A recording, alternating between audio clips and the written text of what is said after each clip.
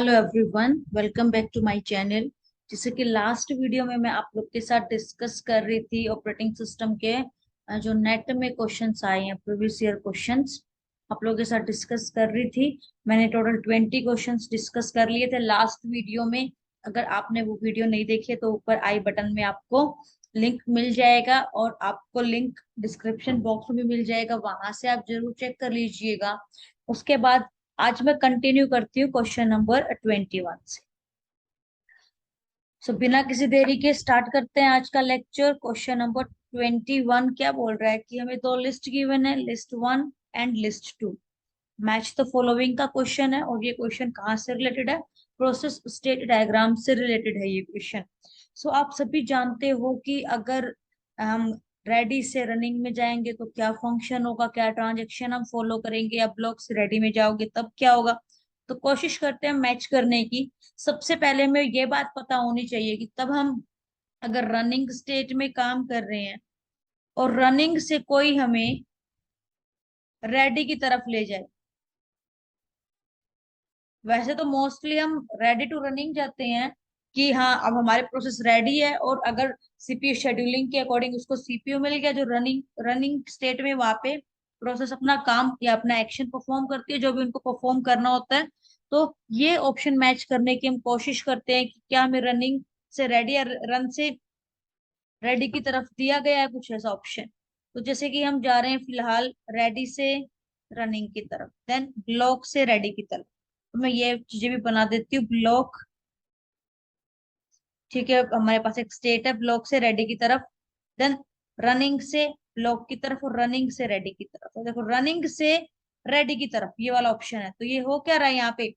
Fourth option पे क्या मैं ये लगा सकती हूँ कि द प्रोसेस इज प्रीएम्प्टेड, मतलब उससे छीन लिया गया। जो ये वाला एरो है ना, इसको अगर मैं डॉटेड एरो शो करूंगी आपको, डायग्राम देखोगे प्रोसेस का, यहाँ डॉटेड एरो मिलेगा, मींस तब हम प्रीहम्पशन एल्गोरिदम अप्लाई कर रहे तब भी ये पार्ट पॉसिबल है कि आप रनिंग से रेडी में चले जाओ। अदरवाइज अगर हम नॉन प्रीहम्पशन एल्गोरिदम पे काम कर रहे हैं तो ये वाला एरो आपको यहाँ दिखाई नहीं देगा।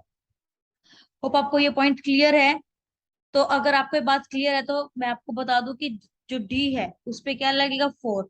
और अगर मैं इसको हिट एंड ट्रायल मेथड के थ्रू या आपके ऑप्शंस एलिमिनेशन के थ्रू इसको सॉल्व करें तो मुझे डी पे 4 दिखाई दे रहे हैं। तो जो डी है इस पे 4 है। तो 21 का आंसर क्या होगा आपको समझ आ ही गया होगा। 21 का आंसर क्या है हमारा? ए। बट बाकी देख लेते हैं। ए बोल रहा है कि रेडी से रनिंग की तरफ जा रहे हैं, मीन्स ये वाला पार्ट रेडी से हम रनिंग की तरफ जा रहे हैं, तो क्या ऑप्शन बेटर है इसके लिए? तो प्रोसेस इज डिस्पैच। ठीक है, प्रोसेस हमने डिस्पैच कर दी है सीपीयू की तरफ। नेक्स्ट, ब्लॉक से रेडी की तरफ जा रहे हैं, तो क्या होगा? Request made by the process is satisfied और इवेंट। तो होता क्या है, तब हम ब्लॉक में बैठे हैं, ब्लॉक से अगर हम डायरेक्ट रेडी की तरफ चले जाएं तो हमारा इवेंट जिसका हम वेट कर रहे थे ऑटोमेटिकली अक्कर हो चुका है। तो जो काम का हम वेट कर रहे थे ब्लॉक स्टेट में रह करके, अगर वो किसी दूसरी प्रोसेस ने कंप्लीट कर दिया तो वो प्रोसेस फिर ब्लॉक में क्यों बैठे, वो डायरेक्टली कहाँ चली जाती है? रेडी में चली जाती है। सी ऑप्शन, रनिंग से ब्लॉक। अब रन से ब्लॉक की तरफ हम क्यों जाते हैं?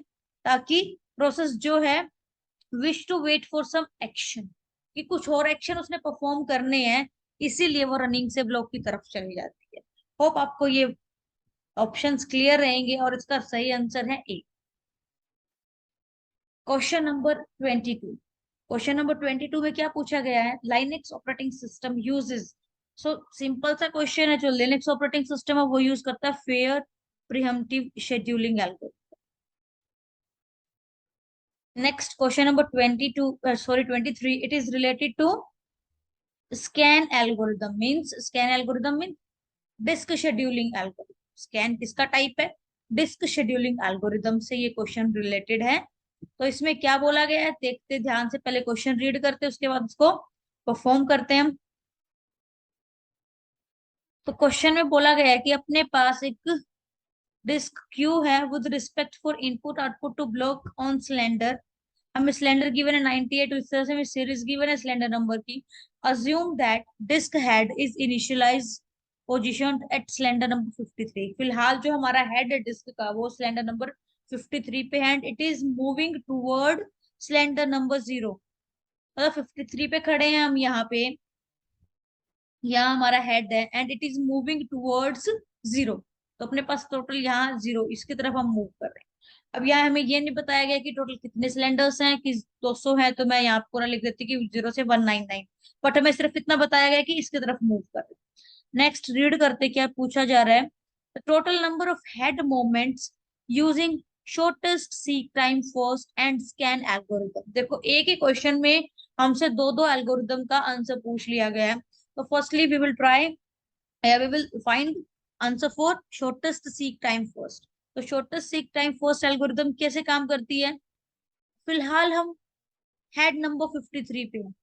अब जो इसके पास होगा ये उसकी तरफ, जो इसके ज्यादा क्लोज होगा उसकी तरफ मूव करेगी ये। जैसे कि यहाँ 98 है, हम करते क्या इस एल्गोरिथम में, जितने अपने पास सीरीज है उसको इंक्रीजिंग ऑर्डर में लगा लेंगे। अगर मैं इसको इंक्रीजिंग ऑर्डर में लगाऊं तो सबसे पहले आएगा यहाँ 14, देन 37, 65, 67, 98, 122, 124 एंड देन 183। ये हमने इनको लगा लिया इंक्रीजिंग ऑर्डर में। फिलहाल हम 53 पे है। 53 किसके ज्यादा क्लोज है, हमें चेक करना है कि 53 कहाँ पे है, कहीं यहीं पे पॉइंट लाई कर रहा होगा। और 53 किसके ज्यादा क्लोज है, 65 से। अगर 53 माइनस करोगे तो क्या आएगा, 65 से अगर हमने ये माइनस किया, यहाँ गया 2, 12 आया। और 37, 53 से अगर 37 माइनस करोगे तो यहां से आपका आएगा 16। तो कौन सा क्लोज है, 65 क्लोज है। इट मीन्स हम 53 से किसकी तरफ मूव करेंगे, हम 53 से 65 की तरफ मूव करेंगे। अब आपके पास जो हेड है वो 65 है। अब जो ये हेड 65 है ये किसके ज्यादा क्लोज है, ऑब्वियसली बात है ये 67 के ज्यादा क्लोज रहेगा एज कम्पेयर टू 37। तो हम किसकी तरफ मूव करेंगे, 67 की तरफ मूव करेंगे। अब हमारा हेड है वो क्या है, 67 है। अब हमें फाइंड आउट करना कि वो 98 की तरफ मूव करेगा या 37 की तरफ मूव करेगा। तो सेम वही प्रोसेस करेंगे, 98 से पहले 67 माइनस करेंगे, ये आएगा आपका 31। और देन हम 67 से 37 माइनस करेंगे, ये आएगा 30। तो which one is closer, 30। It means it will move towards 37। तो यहाँ पे हमने मूव किया 37। अब हेड हमारा क्या है, 37। 37 के ज्यादा क्लोज 14 है या 98, ऑब्वियसली बात है 14 होगा। तो हम 14 की तरफ मूव कर गए। आफ्टर दैट अब इधर वाले तो हमने सारे स्कैन कर लिए। इसके बाद बचा कौन, 98। तो इसके बाद ये नॉर्मल सीरीज चालू हो जाएगी आपकी 98। और सबको साथ साथ स्कैन करते करते हम कहाँ चले जाएंगे, 183 तक चले जाएंगे लास्ट। तो होप आपको क्लियर हो रहा होगा मैंने किस तरीके से ये डायग्राम बनाया है। तो फिलहाल 83 पे आ गए हम। अब हमें हेड मोमेंट निकालनी है इसकी। हेड मोमेंट फाइंड आउट करने के लिए मैंने आपको तरीका बताया था लास्ट क्लास में। तो इस पॉइंट पे खड़े हो जाओ, इसका इधर से डिस्टेंस और इधर से डिस्टेंस माइनस कर देंगे। तो यहाँ पे किस तरीके से फाइंड आउट करोगे आप, 67 माइनस 53 प्लस 67 माइनस 14 प्लस, अब इस पॉइंट पे आ जाओगे 183, 183 माइनस 14। तो अगर आप ये चीज फाइंड आउट करो, 183 माइनस 14 इज 169, प्लस में 67 माइनस 14 इज 53। और अगर इसको सोल्व करोगे तो ये आएगा आपका 14। इन सबको प्लस करोगे तो आंसर आएगा 236। तो जो हमारे total number of head movements हैं using shortest seek time first will be 236।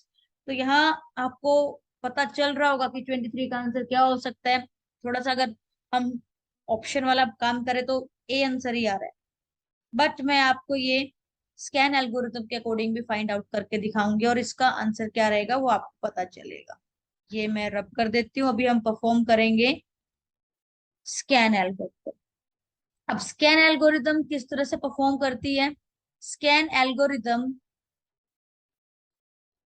एक ही डायरेक्शन में मूव करेगी और उस डायरेक्शन में जितने भी सिलेंडर है उन सबको फॉलो करेगी, उन सबको एक्सेस करेगी, उसके बाद वो डायरेक्शन चेंज करेगी। तो यहाँ इन्होंने ऑलरेडी बोल रखा है कि जो हमारा हेड है वो किसकी तरफ मूव कर रहा है, towards cylinder number 0। It means we will move towards 0। तो अभी हम 53 पे थे। जो स्कैन एल्गोरिदम है ये बिल्कुल एकदम 0 पे यहाँ हिट करेगी, और फिर कहाँ तक जाएगी, जो हमारा लास्ट सिलेंडर है जो कि 183 है, यहाँ तक जाएगी। इसी बीच ये हर किसी को स्कैन कर लेगी। यहाँ जैसे कि 98 है तो वो यहाँ कहीं होगा, ठीक है। जैसे 183 है ऑलरेडी है, 37 यहाँ पे होगा कहीं। तो बीच में जितने भी आएंगे, यहाँ 14 है, उन सबको एक्सेस कर लेगी, उन सबको टच कर लेगी, और लास्ट में 183 पे चली जाएगी। तो अगर हम इसके लिए फाइंड आउट करेंगे तो यहाँ 53 माइनस 0, इट मीन 53 हो गया यहाँ पे, प्लस में 183 माइनस 0, 183 हो जाएगा। तो इसका आंसर आएगा 236।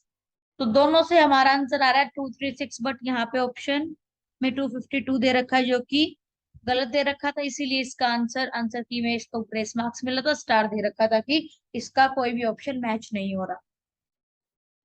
Next 24th question.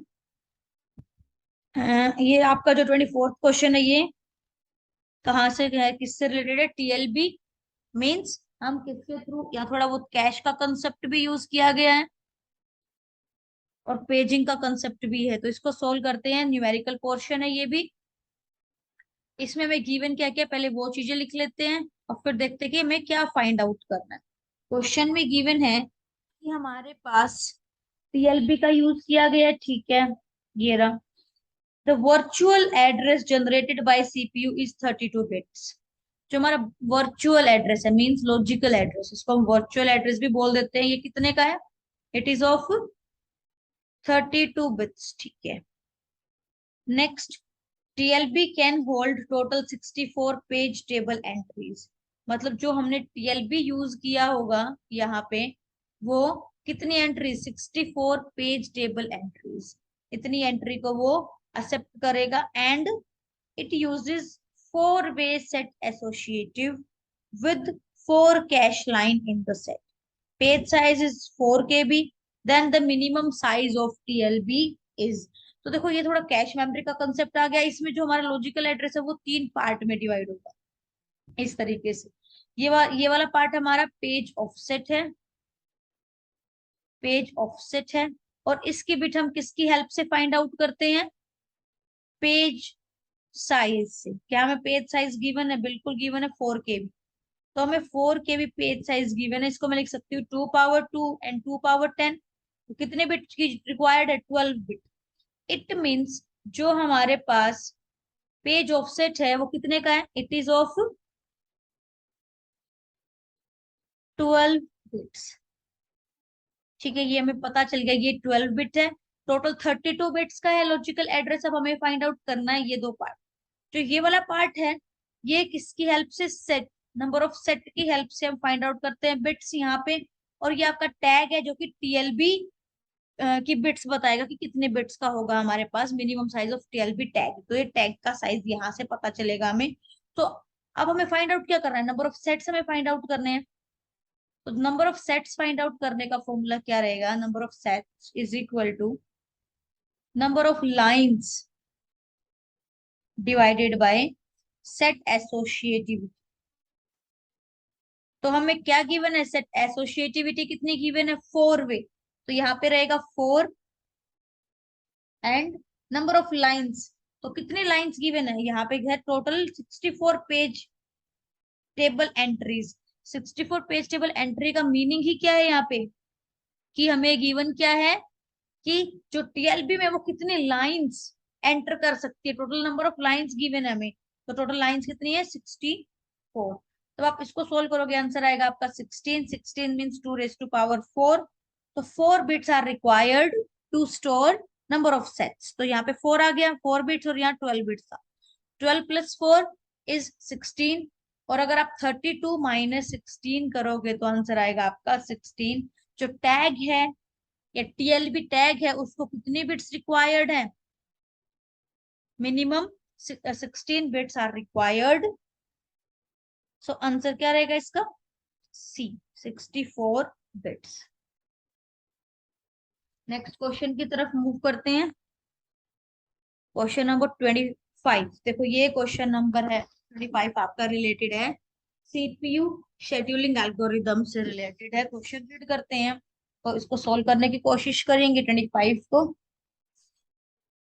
गिवन क्या है हमें, consider primitive priority based scheduling algorithm. Primitive मतलब कभी भी बीच में हम सीपीयू छीन सकते हैं अगर किसी की हाई प्रायोरिटी कोई एल्गोरिदम आ जाएगी। Based on dynamically changing priority. देखो यहाँ पे जो प्रायोरिटी है हमारी प्रोसेसेस की वो डायनेमिकली चेंज हो रही है। कैसे चेंज हो रही है वो देखेंगे। Large priority number implies high priority.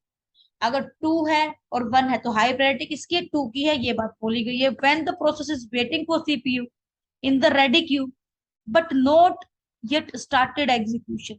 Ready queue में पड़ी है हमारी प्रोसेस, ठीक है, यहाँ हमारे पास रेडी क्यू है, इसमें है प्रोसेस और अभी तक उसने एग्जीक्यूशन स्टार्ट नहीं किया है, तो इसकी प्रायोरिटी चेंज होगी at a rate a equal to 2। मतलब 2 की रेशियो में इसकी प्रायोरिटी चेंज हो जाएगी। When it starts running its priority changes at a rate of b equal to 1। मतलब अगर वो रनिंग कर चुकी है तो उसकी प्रायोरिटी 1 1 करके इंक्रीज की जाएगी। डायनेमिकली चेंज कर रहे हैं हम। अगर वो अभी तक से स्टार्ट नहीं की, रेडी में बैठी है वो, तो क्या रहेगा, उसकी प्रायोरिटी हम चेंज नहीं करेंगे, करेंगे तो बाय 1 करेंगे। अगर ऑलरेडी रेडी क्यू में है, not yet started, priority changes a equal to 2, and when it start running then priority changes at a rate b equal to 1. All the processes are assigned priority 0। तो initially सबकी priority क्या है, 0 है। when they enter ready queue assume that the following। तो ये इनका बाकी detail given है कि कितना बर्स्ट टाइम या सर्विस टाइम लेंगे, कब आई है, कौन सी प्रोसेस की क्या आईडी है। फिर इसने एक बात बोल दी कि जब time quantum queue is equal to 1। अब जो प्रीहम्पशन जो छीनना है वो कब छीनना है, टाइम क्वांटम के अकॉर्डिंग। एक एग्जीक्यूशन करेगी तो फिर नेक्स्ट प्रोसेस आ जाएगी, एक एग्जीक्यूशन करेगी तो फिर नेक्स्ट प्रोसेस आ जाएगी। इस तरीके से हमें टाइम क्वांटम गिवन है। when two process want to join ready queue simultaneously the process which has not executed recently is given priority। मतलब कि अगर एक ही टाइम पे दो क्लैश हो रहा है कि हाँ भाई P1 को भी जाना P2 को भी जाना, तो उस टाइम पे कौन सी प्रायोरिटी, कौन सी जो प्रोसेस है उसको एग्जीक्यूशन मिलेगा, किसको मिलेगा, the process which has not executed recently. जो अभी तक अभी रिसेंटली एग्जीक्यूटेड नहीं हुई है उसी को चांस मिलेगा। The finish time of the process, और हमें पूछा क्या गया है, फिनिशिंग टाइम पूछी गई है हर एक प्रोसेस की। तो हम इसका गैंट चार्ट डिजाइन करेंगे, कैसे बनेगा। इनिशियली टाइम 0 है, तो सबसे पहले 0 पे कौन सी प्रोसेस एंटर करेगी, सिर्फ P1 एंटर करेगी। तो रेडी क्यू में at time t is equal to 0 P1 है सिर्फ रेडी में, तो अभी हमें किसी की प्रायोरिटी देखने की जरूरत है ही नहीं, सिर्फ P1 ही है हमारी रेडी क्यू में। ठीक है, तो P1 कहाँ चली जाएगी, रनिंग में चली जाएगी। अभी जैसे P1 रनिंग में काम कर रही थी, उसको कितनी देर काम करना है, सिर्फ एक ही, तो इसका सर्विस टाइम जो है वो क्या हो जाएगा, 3 हो जाएगा यहाँ। नेक्स्ट, अभी टाइम क्या हुआ है, 1। एट टी इक्वल टू 1 हमारे पास क्या हो रहा है, at t equal to 1 P2 आई और P1 वापिस इधर आ गई रेडी। तो P1 तो यहाँ पे आ गई, उस टाइम पे हमारे पास रेडी में कौन है, सिर्फ P2 है, तो ऑब्वियस सी बात है P2 रन कर जाएगी। यहाँ पे सिर्फ एक ही रन करेगी और एक ही रन करके P2 तो बाहर चली जाएगी, क्योंकि उसका काम कंप्लीट हो गया है। P2 को वापस से रेडी में आने की जरूरत नहीं है। अभी टाइम क्या हुआ, 2। 2 पे आप चेक करो, अभी टाइम हुआ है 2 और हमारे पास रेडी में कौन है, at time t is equal to 2। P1 तो ऑलरेडी थी, अभी कौन आई है, अभी हमारे पास आ गई 3। तो इस टाइम पे P3 तो जस्ट अभी आई है और P1 पहले से भी राउंड लगा रहे, तो इसकी प्रायोरिटी ज्यादा है, तो P1 को एक्सेस करना पहले, मतलब सीपीयू पहले मिलेगा, इसीलिए P1 एग्जीक्यूशन में जाएगी। और कितनी देर करेगी, सिर्फ एक ही करेगी। अब P1 का कितना हो गया है, 2। अब टाइम है 3, P1 अभी लाइन में लगेगी और हमारे पास जो फिलहाल रेडी में कौन कौन है हम वो चेक करते हैं और फिर देखते हैं कि किसकी प्रायोरिटी क्या है। अभी जैसे ही t इक्वल टू 3 हुआ, हमारे पास P1 थी, P1 ऑलरेडी रनिंग में थी 2 पे, और 2 पे हमारे पास P3 आ चुका।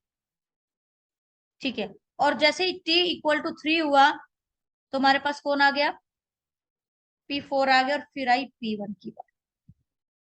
तो अभी अभी इन अगर हम इनकी प्रायोरिटी चेक करें, P3 अभी अभी आई थी, तो हम क्या करेंगे, P3 को एग्जीक्यूट कराएंगे। ठीक है, 4 हो गया।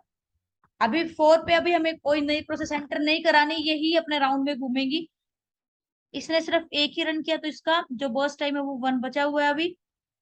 देन ये ठीक है, ये वापिस से ये रन से छीन के वापिस से रेडी में लगेगी यहाँ। अब सॉरी P3 होगा यहाँ। अब नेक्स्ट जो रन करेगा वो करेगा P4। कितना, सिर्फ 1 करेगा, और P4 का तो सिर्फ था ही एक। रन करके ये बाहर चली गई, अब दोबारा से ये लाइन में नहीं लगेगी। फिर से किसको चांस मिला, फिर से चांस मिला P1। ये भी सिर्फ एक ही चलेगी, अभी भी P1 का एक बाकी है सर्विस टाइम। उसके बाद फिर कौन आएगी, P3 यहां से निकल के वापस लाइन में लगेगी, P3 के बाद फिर P3 आई।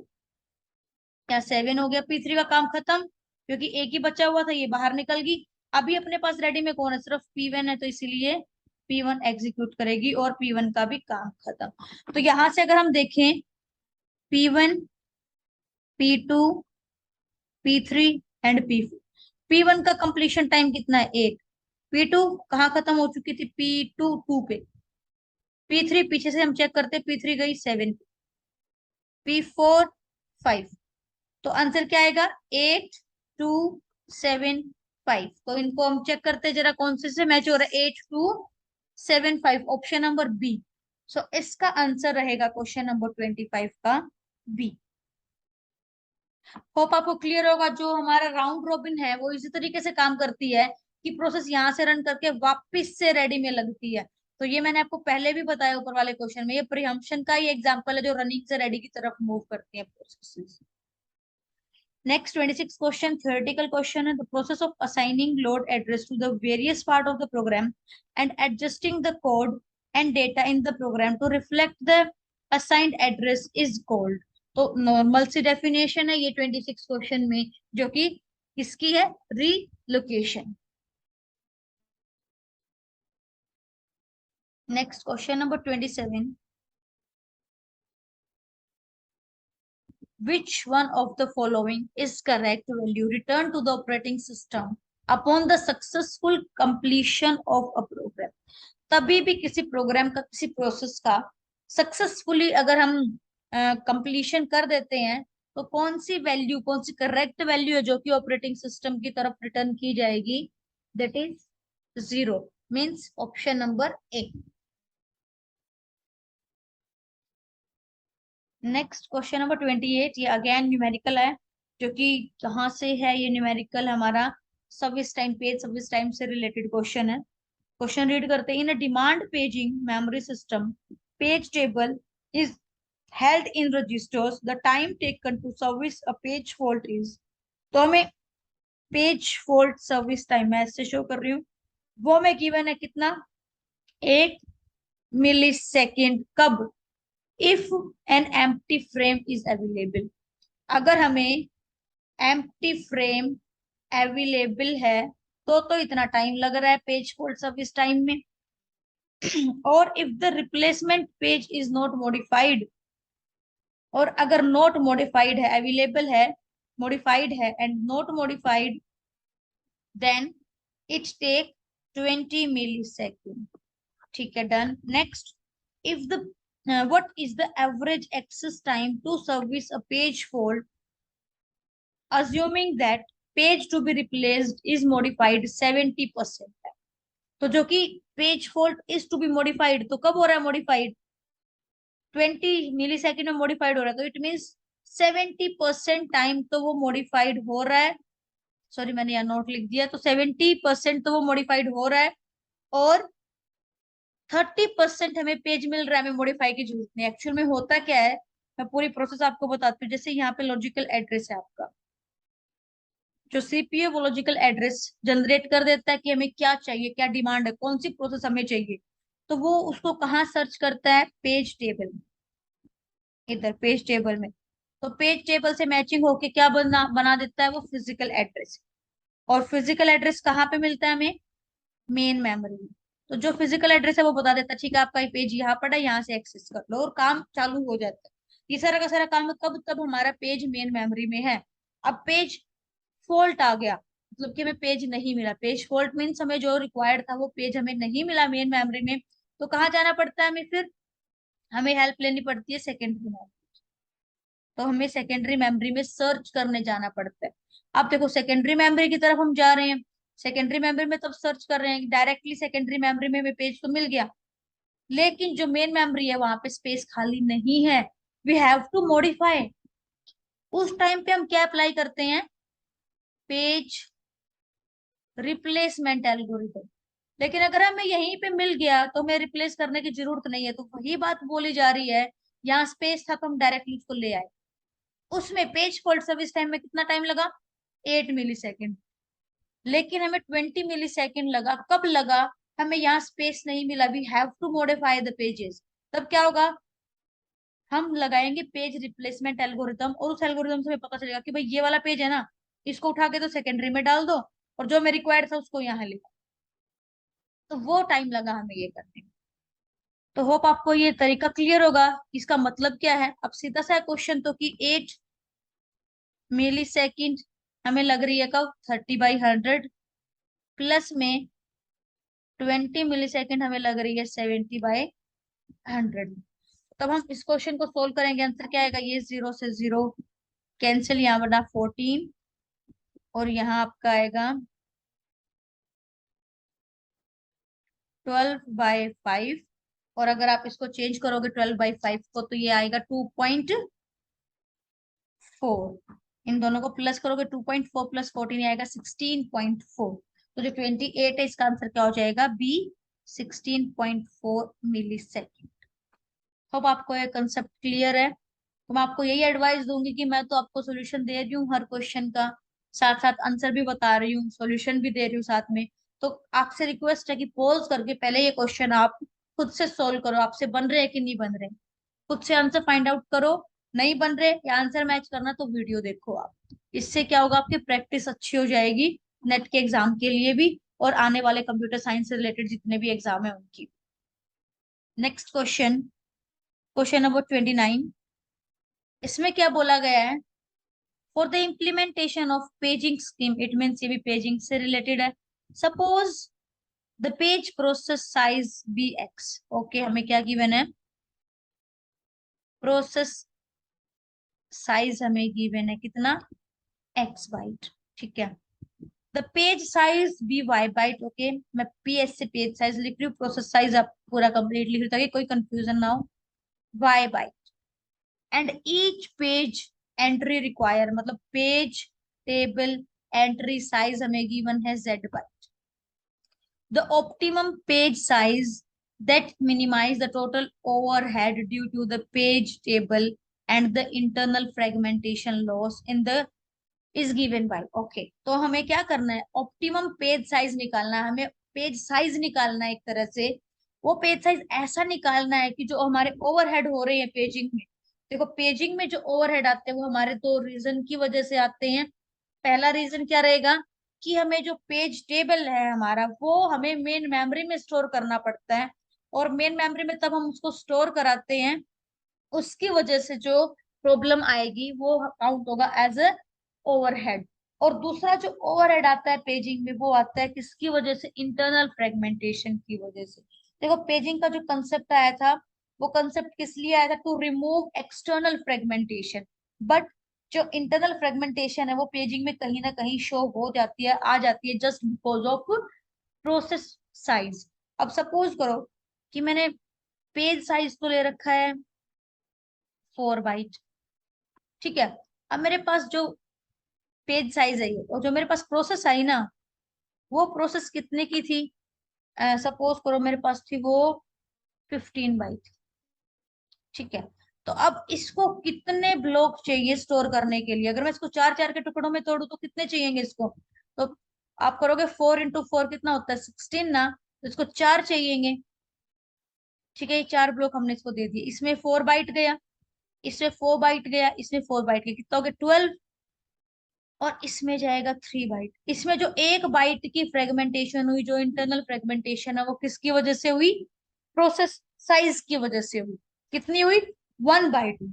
तो मैं बोल सकती हूँ यहाँ पे मिनिमम इंटरनल फ्रेगमेंटेशन कितनी है? 1 बाइट। और अगर बात करें हम मैक्सिमम इंटरनल फ्रेगमेंटेशन की, अब मैक्सिमम इंटरनल फ्रेगमेंटेशन कैसे आप सोच सकते, सपोज करो इसी प्रोसेस का साइज होता 13 बाइट, 4 4 4, और ऊपर 3 की वजह क्या जाता? 1 जाता। तो यहाँ पे कितनी? 3 बाइट वेस्टेज हुई ना। 3 बाइट को क्या मैं ऐसा बोल सकती हूँ, जो हमारा पेज साइज था माइनस, तो जो ये हमारी मैक्सिमम फ्रेगमेंटेशन है वही P-1 की। और हमें चाहिए average internal fragmentation. Average internal fragmentation आप कैसे फाइंड आउट करोगे? 1, इन शॉर्ट मैं बोल सकती हूँ कि मिनिमम प्लस में मैक्सिमम डिवाइडेड बाई 2, इस फॉर्मूला से हम फाइंड आउट करते हैं। तो यहाँ पे 1 + PS - 1 डिवाइडेड बाई 2, ये दोनों कैंसिल हो जाएंगे। और यहाँ पे आया PS/2, मतलब पेज साइज बाय 2। और यहाँ हमारे पास पेज साइज क्या लिया है हमने, तो वो हम आगे देखते हैं कि ये इतना फॉर्मूला आपको पता चल गया होगा कि हम कैसे ओवरहेड फाइंड आउट करेंगे। पहला जो रीजन था ओवरहेड का वो था wastage due to internal fragmentation. ठीक है, वो हमें पता चल गई। जो हमारी वेस्टेज है इंटरनल फ्रेगमेंटेशन की वजह से आई, जिसको हम बोल सकते हैं पेज साइज बाय 2। तो पेज साइज बाय 2, यहाँ अपने पास पेज साइज कितना की मैंने वाई, तो इसको मैं लिख देती हूँ y/2। प्लस में जो नेक्स्ट हमारी वेस्टेज है, that is because of page table, जो कि हमें मेन मेमोरी में जाके स्टोर कराना पड़ता है, वो भी एक्स्ट्रा स्टोरेज लेता है। इस वजह से वहां पे ओवरहेड होने के चांस हैं। तो पेज साइज, सॉरी, जो आपका पेज टेबल है, पेज टेबल साइज बोलना चाहिए मेरे को, वो कैसे फाइंड आउट करेंगे हम? पेज टेबल साइज जो है उसका फॉर्मूला क्या होता है? नंबर ऑफ पेजेस इनटू में पेज टेबल एंट्री साइज। देखो ये तो हमें गिवन है पेज टेबल एंट्री साइज, जो कि क्या है? Z है। बट नंबर ऑफ पेजेस हमें इन्हीं तीनों के थ्रू निकालना पड़ेगा। नंबर ऑफ पेजेस हम कैसे फाइंड आउट कर सकते हैं? Process size divided by page size. तो मैं यहाँ पे y/2 तो ऑलरेडी है ही हमारे पास, प्लस में यहाँ मैंने बोला process size divided by page size into में Z। अब प्रोसेस साइज हमें गिवन है, बिल्कुल गिवन है, जो कि X है। पेज साइज हमें गिवन है Y। तो मेरे पास जो निकल के आया y/2 प्लस में x/y इंटू में Z, ये रिलेशन आया। अभी हमें करना क्या है? इसमें मिनिमाइज करना है, हमें ओवरहेड को मिनिमाइज करना है। तो जो तब भी हमें कोई चीज मिनिमाइज करनी होगी तो हमें क्या करना पड़ेगा? उसको डिफ्रेंशिएट करेंगे। और हम फाइंड आउट क्या कर रहे हैं? जो हमें मिनिमम करना है पेज साइज ना, तो हम विद रिस्पेक्ट टू y इस इक्वेशन को हम डिफ्रेंशिएट कर देंगे। अब इसका क्या मतलब है? मैं जरा सब स्पेस बना लेती हूँ, फिर आपको बताती हूँ। अ, ये रब कर देती हूँ जो जो हमें गिवन था। अब हम डिफ्रेंशिएट करेंगे विद रिस्पेक्ट टू y, जो भी हमने अभी इक्वेशंस फाइंड आउट करी है, इसको डिफ्रेंशिएट करेंगे तो हमारा जो ओवरहेड है वो क्या हो जाएगा? मिनिमाइज हो जाएगा।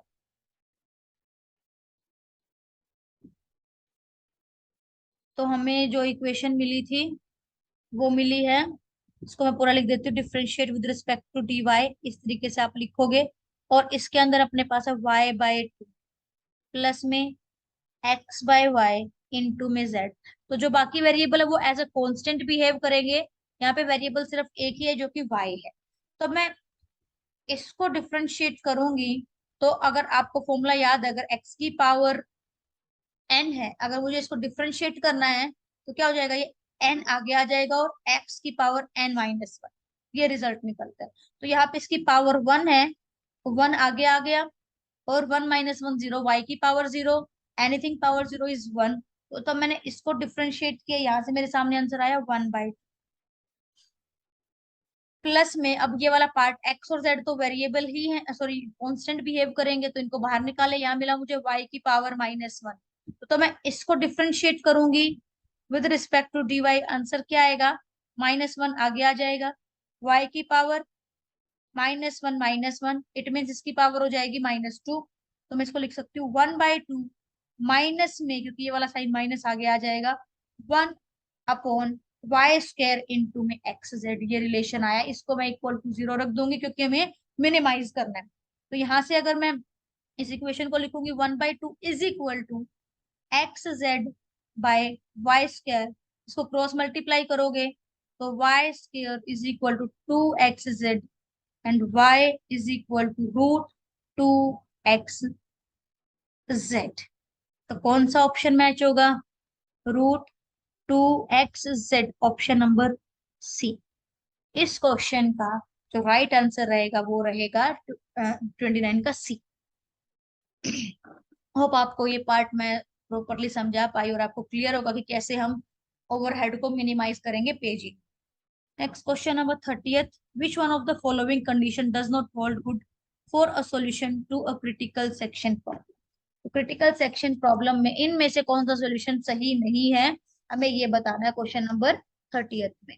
तो रीड करते हैं। No assumption may be made about speed और द नंबर ऑफ सीपीयू, इसका कोई, ठीक है, हमें बताना है डज नॉट होल्ड गुड, ठीक है। Next, no two processes may be simultaneously inside their critical section, ये बात तो सही है कि एट ए टाइम पे दो प्रोसेस क्रिटिकल सेक्शन में नहीं हो सकती। Process running outside it's critical section में ब्लॉक अदर प्रोसेस, देखो ये चीज गलत है क्योंकि क्रिटिकल सेक्शन के अंदर है, वहां पे हमने शेयर्ड रखा है, बट बाहर क्रिटिकल सेक्शन के बाहर ऐसी कोई प्रॉब्लम नहीं है। जो क्रिटिकल सेक्शन के बाहर प्रोसेस रन कर रही हैं वो अलग अलग इंडिपेंडेंट रिसोर्सेज पे काम कर रही हैं। दे बोथ प्रोसेसेस आर, या जितनी भी प्रोसेस होंगी they are independent of each other. So 30th का सही आंसर रहेगा C. Question number 31, a specific editor has 20K of program text, 15K of initial stack, 50K of initialized data, 70K of bootstrap code. If 5 editors are started simultaneously, how much physical memory is needed if shared text is used? तो अगर shared text use है ना, हर कोई जैसे भी जाएगा एक बार, वो पांचों इन जितनी भी चीज गिवन इन सबको एक्सेस करेगा। तो अगर मैं इन सबको प्लस करूँ 20K, 15K, then 50K, then 70K, तो ये मेरे पास आएगा 5,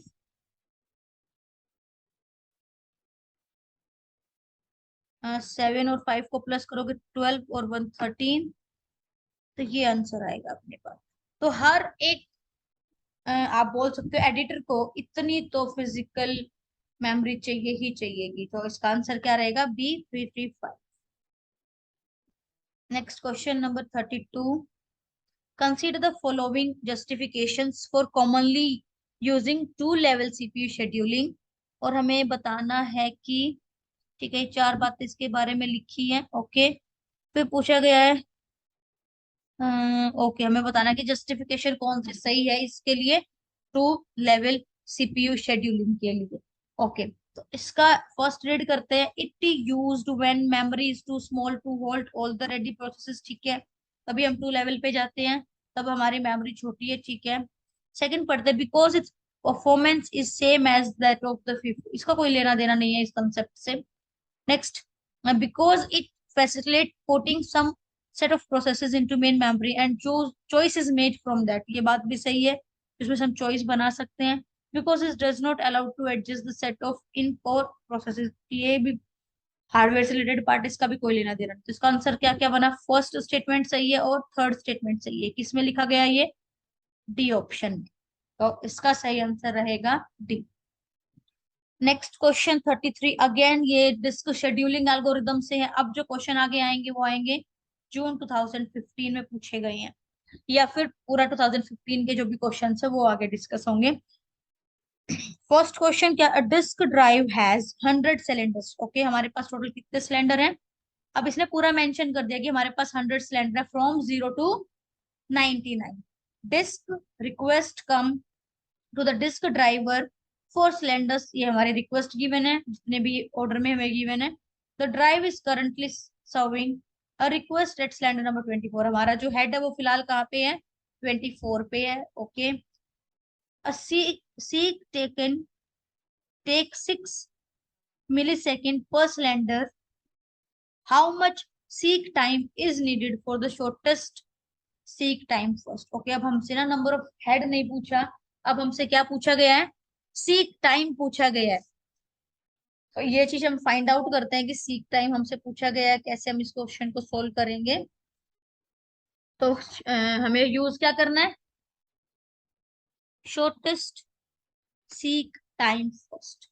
इट मींस हमें अगेन इंक्रीजिंग ऑर्डर में अरेंज करना पड़ेगा, जितने भी अपने पास रिक्वेस्ट गिवन है, तो 4, 8, 12, 24, 26, 42 एंड 15, सबको मैंने अरेंज कर लिया।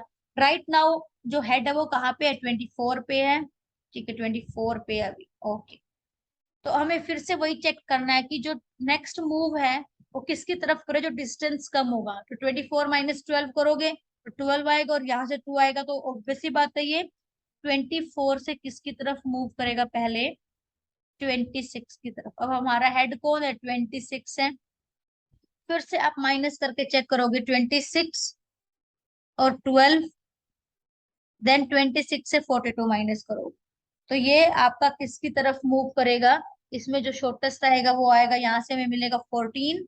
अगर 26 को 12 से माइनस करोगे तो आएगा 14, और 42 को 26 से माइनस करोगे तो आएगा 60। तो विच वन इज शॉर्टर, 14 ना, तो हम मूव करेंगे इसकी तरफ, 12 की तरफ। ऐसे करते करते हम कहाँ तक जाएंगे, फिर 4, जिसके बीच में 8 भी आपका स्कैन हो जाएगा। नेक्स्ट, अब नो अदर ऑप्शन, हमें पूरा का पूरा लास्ट तक मूव करना है, 50, जिसके बीच में यहाँ पे आपका 42 भी एक्सेस हो जाएगा। अब हमें फाइंड आउट करना है, पहले नंबर ऑफ ओवरहेड हम फाइंड आउट करेंगे। तो जैसे आप नंबर ऑफ ओवरहेड या number of, sorry, overhead use नहीं करना चाहिए मुझे, नंबर ऑफ हेड मोमेंट्स, तो हमें वो फाइंड आउट करनी है। तो यहाँ 26 पे खड़े हम, पहले होगा 26 - 24 प्लस में 26 - 4 प्लस में 50 - 4, तो यहाँ से हमें मिलेगा 2 + 22 + 46, दैट इज 7। अब हमसे पूछा क्या गया, सीक टाइम, और हमें गिवन क्या था, इनिशियली इन्होंने गिवन था कि अ सीक टेक 6 मिली सेकेंड पर सिलेंडर। तो अपने पास इतनी मूवमेंट है, तो हम इसको मल्टीप्लाई करेंगे 6 मिली सेकेंड। बट हमारा जो आंसर है वो सेकंड में है, जैसे आप इसको मल्टीप्लाई करोगे आएगा 420 मिली सेकेंड। 420 × 10⁻³ जैसे ये नीचे जाएगा आप इसको लिखोगे 420/1 2 3, ये 0 से 0 कैंसिल हो जाएगी आपकी। तब इसको लिखोगे तो 0.42 सेकेंड आंसर आ जाएगा। तो आंसर है हमारा डी। जो 33 क्वेश्चन है, इसका राइट आंसर क्या रहेगा, डी। तो देखो अभी तक हमसे सिर्फ क्या क्या पूछा जा रहा था, नंबर ऑफ हेड मोमेंट पूछ रहे थे। अगर हमसे सीक टाइम पूछ लिया जाएगा तो हमें क्या होगा, सीक टाइम गिवन रहेगा एक सिलेंडर के लिए, पर सिलेंडर जो मूव करेंगे उसका टाइम हमें गिवन रहेगा, उसको हम मल्टीप्लाई कर देंगे जो नंबर ऑफ हमें मोमेंट्स मिली है उससे, तो हमारा क्या आ जाएगा, ओवरऑल सीक टाइम पता चल जाएगा इस एल्गोरिदम। Next question number 34। अपने पास दो प्रोसेस हैं, P1 and Pi and Pj। ठीक है, Pi और Pj दो प्रोसेसेस हैं। R be the set of variables read from the memory and W be the set of variable written to the memory। जो read का काम कर रहे हैं वो हम R से शो कर रहे हैं, और W से हम राइट का काम कर रहे हैं। For the concurrent execution of two processes, मतलब पैरेलली दो प्रोसेस अगर काम करेगी, which condition is not true, कौन सी कंडीशन ट्रू नहीं। ओके, तो यहाँ लिखा है कि जो पी, फर्स्ट वाला ऑप्शन की बात कर रहे हैं, जो पी आई है वो तो रीड कर रही है, और जो पीजे है वो क्या कर रही है, वो राइट कर रही है। तो ये क्या होना चाहिए, नल होना चाहिए। क्या सही बात है, हाँ बिल्कुल, क्योंकि एक ही टाइम पे अगर एक प्रोसेस राइट कर रही है, एक रीड कर रही है, तो वो गलत रीड कर लेगी, क्योंकि वो लिखता जा रहा है, उसमें चेंजेस करती जा रही है पीजे, और पीआई कभी भी रीड करेगी तो वो एग्जैक्ट वैल्यू को रीड नहीं कर पाएगी। इसीलिए 34 का ए ऑप्शन है, वो तो क्या है, बाहर गया रेस। हाँ मतलब बाहर क्यों गया, क्योंकि हमने नॉट ट्रू पूछा है, ये कंडीशन ट्रू है। जो रीड करेगी पीआई और जो राइट करेगी पीजे, ये हमेशा नल होना चाहिए, इनमें कोई भी कॉम्बिनेशन नहीं होना चाहिए, इसीलिए ये रेस से बाहर गया। कंडीशन सही है ये, लेकिन हमसे नोट पूछा गया। नेक्स्ट, जो ये वाली है पी आई, वो तो राइट कर रही है और ये रीड कर रही है, ये भी नल होना चाहिए, बात ये भी सही है, इसलिए ये भी रेस से बाहर गया। नेक्स्ट रीड रीड, दोनों रीड रीड कर, तो देखो रीड ऑपरेशन दोनों अप्लाई कर सकती है। इनफैक्ट कितनी भी प्रोसेस है, सिर्फ अगर वो रिसोर्स पे काम कर रही है, कंकरेंटली काम कर रही है, तो रीड कर सकती है, रीड में कोई प्रॉब्लम नहीं है। तो ये बोल रहा है ये भी नल होना चाहिए, रीड भी नहीं कर सकते दोनों एक टाइम पे, भाई नहीं कर सकती है रीड, तो ये हमारा आंसर सही होगा। नो ट्रू कंडीशन पूछी थी। नेक्स्ट, दोनों राइट राइट कर रही है, राइट राइट तो बिल्कुल भी नहीं कर सकते दोनों की दोनों प्रोसेस, वो तो हमारा होना ही चाहिए, फाइनल होना चाहिए। तो 34 का आंसर रहेगा C. Next question related to page replacement algorithm. और पेज रिप्लेसमेंट एल्गोरिदम में भी कौन सी एल्गोरिदम हम अप्लाई कर रहे हैं, LRU, लिस्ट रिसेंटली यूज्ड। मतलब जो अभी लिस्ट रिसेंटली यूज किया गया हम उसको रिप्लेस नहीं करेंगे, दूसरे को रिप्लेस करेंगे। देखते हैं एग्जांपल से कैसे करेंगे। तो अपने पास टोटल 4 फ्रेम्स गिवन है हमें, पेजेस 8 है, पेजेस का हमें कुछ नहीं करना। हमसे पूछा गया कि कितने पेज फॉल्ट होंगे, ये हमें गिवन है स्ट्रिंग।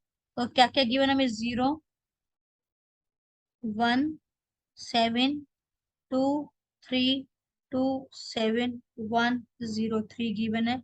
हमें यूज करना है LRU, और टोटल नंबर ऑफ फ्रेम्स हमें गिवन है 4, 1, 2, 3 एंड 4। ठीक है, तो सबसे पहले कौन आएगा, जो सीरीज में सबसे पहले वो है 0।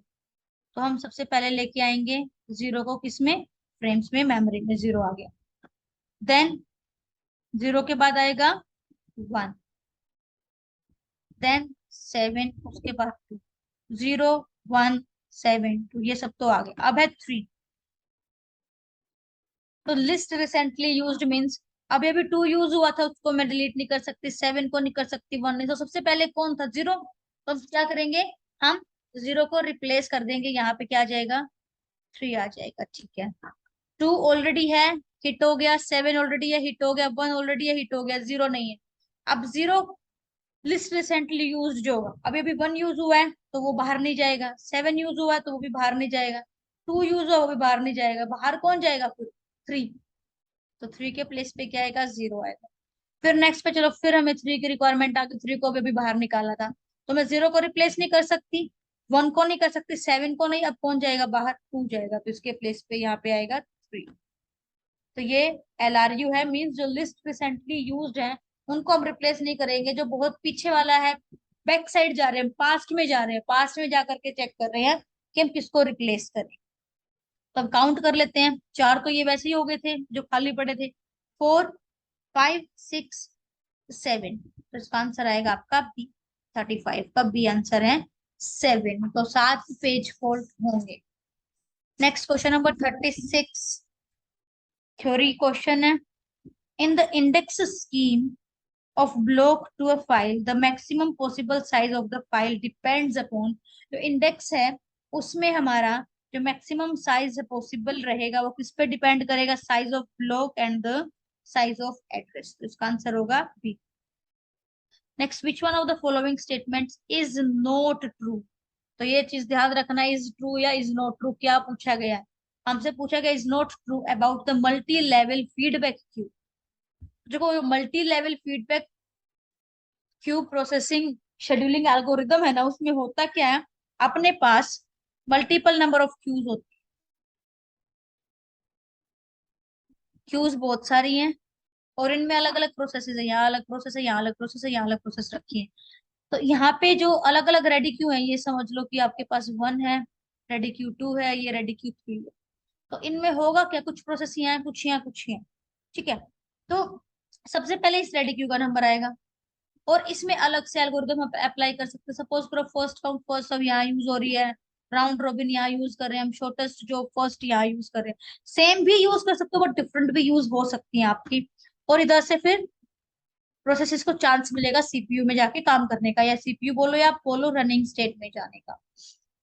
तो अब यहाँ प्रॉब्लम क्या है, ये हम यूज कर रहे हैं फीडबैक। तो यहाँ से इसका फीडबैक यहाँ कनेक्ट है, इसका फीडबैक इससे कनेक्ट है, इस तरीके से कनेक्शन है। तो होता क्या है कि सपोज करो बार बार इसी में प्रोसेस आई जा रही है और इसी की हाई प्रायोरिटी है, तब तक ये खाली नहीं होगी तो इस वाली प्रोसेस को चांस नहीं मिलेगा, फिर इस वाले को बिल्कुल भी चांस नहीं मिलेगा, तो यहाँ स्टार्वेशन होने के चांसेस है। इसलिए हमने फीडबैक लगाया कि भाई तब क्या हो कि बहुत लंबा टाइम, एक टाइम फिक्स कर देंगे, इतने टाइम के बाद इन प्रोसेसेस को हम ऊपर वाले में शिफ्ट कर दे और इसको ऊपर वाले में शिफ्ट कर दे, ताकि स्टार्वेशन ना हो सिस्टम में। तो ये मैंने कंसेप्ट बता दिया कि मल्टी लेवल फीडबैक क्यू में क्या होता है। अब रीड करते हैं इसके ऑप्शंस, हमें बताना कि क्या सही नहीं। क्यू हैव डिफरेंट प्रायोरिटीज, ठीक बात है, सारे के सारे जो क्यूज है उनकी डिफरेंट डिफरेंट प्रायोरिटीज होती हैं, बिल्कुल होती हैं। बी में ईच क्यू में हैव डिफरेंट शेड्यूलिंग एल्गोरिदम, बिल्कुल अभी मैंने आपको बताया है। F C F S use कर रही है, ये आर आर यूज कर रही है, ये शॉर्टेस्ट जॉब फर्स्ट यूज कर रही है, हो सकती है। ये दोनों ऑप्शन सही है, मतलब ये दोनों according to multi level feedback ये बातें सही है, बट हमें गलत निकालनी है। Processes are permanently assign to a queue, ये बात गलत है। प्रोसेस को हम परमानेंट असाइन नहीं करते किसी भी एक पर्टिकुलर क्यू में, उनकी भी कुछ टाइम के बाद शिफ्टिंग होती है नेक्स्ट क्यू में, ऊपर वाले जो क्यू है हाई प्रायोरिटी क्यू की तरफ मूव करती है प्रोसेसेस हमारे। तो आंसर क्लियर है, सी इसका राइट आंसर होगा। What is the most appropriate function of main memory, sorry memory management unit, MMU. तो एमएमयू है, इसका जो मोस्ट अप्रोप्रिएट फंक्शन क्या रहेगा हमें वो बताना है। सबसे पहला, it is an associative memory to store TLB, ये प्राइमरी काम नहीं है, ये मेन फंक्शन नहीं है। It is a technique of supporting multi programming, ये भी नहीं है। It is a chip to map virtual to physical address, ये मेन काम है हमारा मेमोरी मैनेजमेंट यूनिट का, कि हम वर्चुअल एड्रेस को फिजिकल एड्रेस के साथ मैप कराते हैं। मैं बार बार आपको बोलती रहती हूँ, क्वेश्चंस भी मैंने कराए पेजिंग के, कि यहाँ मेरे पास लॉजिकल एड्रेस है जिसको हम वर्चुअल एड्रेस बोलते हैं, पेज टेबल के थ्रू हम मैप कराते हैं फिजिकल एड्रेस के साथ। तो यही सारा काम चलता है किसमें, मेमोरी मैनेजमेंट। सो 38 का आंसर कौन सा रहेगा आपका, 38 का आंसर हो जाएगा आपका सी। तो C right answer. Next question 39, dining philosopher problem is. तो ये प्रॉब्लम जो डाइनिंग डाइनिंग फिलोसफर प्रॉब्लम है, ये किससे रिलेटेड है या कौन सी टेक्निक के अंडर आती है, नीचे में ऑप्शंस गिवन है। ऑप्शन नंबर 1 गिवन है, प्रोड्यूसर कंज्यूमर प्रॉब्लम, नहीं है, इसके अंडर नहीं है। Next is classical IPC problem, तो जो आपका 39 है, सॉरी ये आपका डाइनिंग है, ये इसके अंडर आएगी, क्लासिकल आईपीसी प्रॉब्लम के अंडर कंसीडर की जाती है, तो इसका आंसर रहेगा B. Next, in dash allocation method for disk block allocation in a file system, insertion and deletion of block in a file is easy. तो किस में easy रहेगी, तो 40th का आंसर रहेगा बी, लिंक्ड, क्योंकि लिंक लिस्ट आपने पढ़ी भी है, लिंक लिस्ट में इंसर्शन और डिलीशन काफी इजी रहती है, इसीलिए जो लिंक्ड एलोकेशन मेथड है उसमें इंसर्शन डिलीशन इजी रहती है ब्लॉक्स की। क्वेश्चन नंबर 41, तो क्वेश्चन नंबर 41 में भी हमें लिस्ट दे रखी है और हमें मैच करना है। तो सबसे पहले मुझे हमेशा याद रहती है ये वाली सिस्टम कॉल फोक। फोक सिस्टम कॉल क्या करती है, नई प्रोसेसेस को क्रिएट करती है। तो क्या डी पे मेरा 1 जाएगा, बिल्कुल डी पे गया मेरा 1, create a new process. But अब यहाँ देखना, यहाँ थोड़ा ना कंफ्यूजिंग ऑप्शंस देने लगे। एग्जैक्ट आप एक ही ऑप्शन से आप मैच नहीं कर सकते सारे के सारे, क्योंकि आप देखो ए बी सी तीनों ऑप्शन में डी पे क्या मैच है, 1 मैच है। तो अब हमारा ये तो पता चल गया कि डी तो रेस से बाहर गया, डी तो नहीं होगा। अब ए बी सी में से हमें फाइंड आउट करना है कि 41 का आंसर क्या हो। नेक्स्ट ई एक्स ई, तो एग्जीक्यूटेबल फाइल के लिए हम यूज करते हैं ये।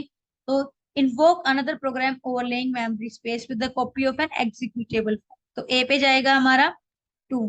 अब आप इन तीन ऑप्शंस में चेक करो, ए पे 2 कहाँ है, ए पे 2 है फर्स्ट वाले में, तो ए इसका राइट आंसर हो जाएगा।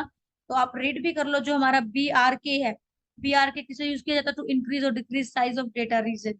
वेट, वेट किस लिए यूज किया जाता है, process synchronise with termination of child process, तो टर्मिनेशन जब चल रहा होता है तब हम यूज करते हैं वेट। तो 41 का आंसर रहेगा ए। नेक्स्ट इज 42, आज का लास्ट क्वेश्चन। बाकी नेक्स्ट दिसंबर 2015 के क्वेश्चन मैं नेक्स्ट वीडियो में डिस्कस करूंगी। तो 42 क्वेश्चन में एक यूनिक्स कमांड गिवन है हमें, और उसका पूछा इसका पर्पस क्या है। सो ये कमांड हमें क्या गिवन है, वी आई फाइल 1 और फाइल 2 गिवन है। तो ये जो 42 क्वेश्चन है, ये कमांड काम क्या करती है, दोनों की दोनों फाइल को हम एडिट कर सकते हैं यूजिंग एग्जीक्यूटेबल। इसका आंसर रहेगा B, both file, that is file 1 and file 2 can be edited using ex command to travel between the files, तो बी इसका राइट आंसर रहेगा। तो मैं उम्मीद करती हूँ आपको कुछ सीखने को मिला होगा इस वीडियो से। तो आप इस वीडियो को, जो भी कंप्यूटर साइंस से रिलेटेड स्टूडेंट्स हैं, नेट की प्रिपरेशन कर रहे हैं, या फिर एनवीएस पीजीटी, जितने भी पीजीटी एग्जाम्स हैं, डी ट्रिपल एस भी उनकी प्रिपरेशन कर रहे हैं, उनको काफी हेल्प करेंगे क्वेश्चंस। क्वेश्चंस के साथ साथ आपका कंसेप्ट भी क्लियर हो रहा है। और कभी कभी हमें प्रीवियस ईयर क्वेश्चंस का सोल्यूशन नहीं मिलता सभी का, तो मेरी कोशिश यही है कि जितने प्रीवियस ईयर में क्वेश्चंस पूछे गए हैं वो मैं उनका सोल्यूशन मैं अपलोड कर सकूं। तो मैंने ऑपरेटिंग सिस्टम से शुरू किया है, डिजिटल इलेक्ट्रॉनिक्स से कुछ क्वेश्चंस मैंने कराए हैं, एआई के भी कराए हैं। आप प्ले लिस्ट में जा करके चेक कर लीजिएगा। अगर आपको ये वीडियो पसंद आए तो इसको लाइक जरूर करना। Thank you.